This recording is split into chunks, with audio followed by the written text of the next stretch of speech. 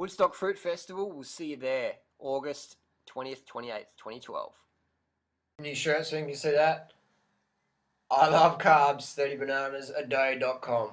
Organic cotton too, I think. I think we sell them on our website. So anyway, so question of the day is, hey Durianrider, latest news is Lance Armstrong on the Engine 2 diet. Would love to hear your comments.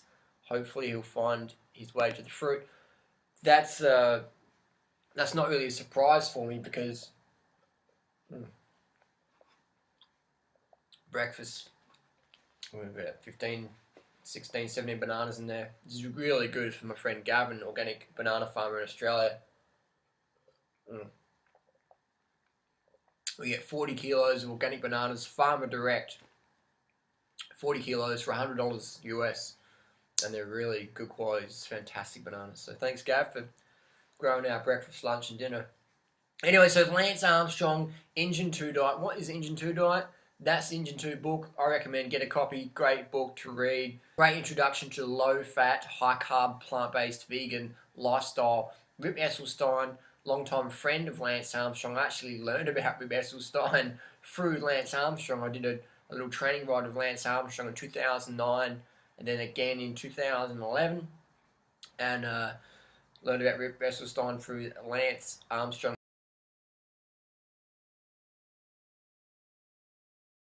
I've been reading all of Dr. Esselstyn's clinical data on reversing heart disease for a plant-based lifestyle. And here's Dr. Esselstyn's book. Here it is here. It's on my fucking floor. I don't have to put it on the screen. Here it is here. Reversing Heart Disease, Dr. Esselstyn. So there you go. Great book, and it's jam-packed full of recipes, vegan, high-carb, low-fat.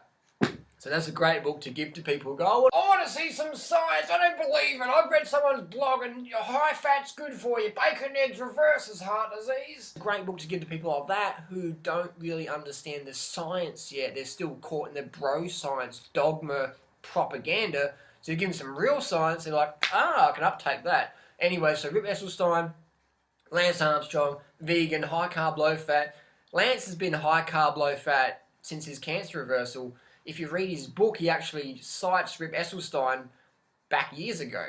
So Lance isn't new to the vegan concept at all. He's been using a lifestyle for over 10 years in staying trim, staying healthy, staying fit, staying fast, staying focused. Because low fat gives you that mental clarity. You can just focus a lot better when you're having low fat. Because high fat gives you lipidemia. Look up lipidemia. All your red blood cells, all your cells get all stuck, coagulated together. Can't breathe, can't focus, blah, blah, all flighty, superfoody, cacao-y, wowy, caffeine addicted, things like that. So this is no news for me because, you know, I actually read a newspaper article in 1999 when I was studying personal training, and I had a story about Lance Armstrong's recovery from cancer, and I talked about his new diet he was eating, where Lance Armstrong cut out dairy, red meat and chicken, and cut out coffee. And I read that and I was like, holy shit, like, why would you do that? But it sort of planted the seed in me, and I gave up coffee shortly after reading that article. And that was in October 1999. It was the last time I ever had a cup of coffee. And the last time I ever had a cup of coffee, I was with my friend Brooksy, and he gave me a cup of coffee, and I was chasing trucks on my bicycle all the way home. Because caffeine is a fucking hardcore drug. Anyway, so Lance said he cut out caffeine, cut out red meat, dairy, chicken through his cancer, recovery, stuff like that, to boost his immune system up. And I was like, wow, that's like pretty full on, But that planted a seed in me, and then in 2000, when I started getting sick and stuff like that, I was like, well, Lance did it, and that sort of inspired me. A bit of a stepping stone, a bit of the seed that got planted, because I was just coming off the paleo primal diet, which almost killed me, but that's another story, which I've already covered. So anyways, Lance Armstrong, vegan, high carb, everyone's fueled on plants. You can't be a strong person if you're not eating most of your calories from plants. You got to have high carb, you got to have the sugar. The body runs on sugar. When you run out of sugar, you run out of energy. You run out of everything. Your nervous system can't function. Your immune system can't function if it doesn't get enough sugar. Nothing new at all. Athletes have been using plant-based diets for forever to get leaner, stronger, healthier, slimmer, trimmer, fitter, more mentally focused. It's just done. It's easy. It's common sense. I mean, last week, I got my ass kicked on a hill climb. And do you know who beat me? A fucking vegan. A fucking vegan beat me. This guy's been vegetarian for like 26 years, and now he's gone vegan for the last 2 years, and he kicked my fucking ass up a hill. Do you know how rare it is I get beaten up a hill? I mean, the only time I get beaten up a hill is when I'm riding with some Tour de France fucking champions, and they put the hammer down. But other than that, man, I ain't getting beaten up many hills. But a vegan kicked my ass last Tuesday morning.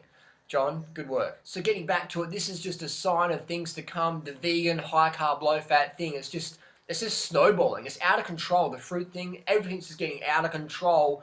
Mainstream media, I just did mainstream Australian media. Over a few million people got to hear Banana Boy talking about the lifestyle. It's just getting bigger and bigger. YouTube's just exploding. It's non-stop. It's non-stop vegan rock around the clock. It ain't going anywhere. The time has come. This is it. It's like a bullet train, man. Make sure you're on board, validate your ticket, and enjoy the ride. Because this train's going places, I assure you of that.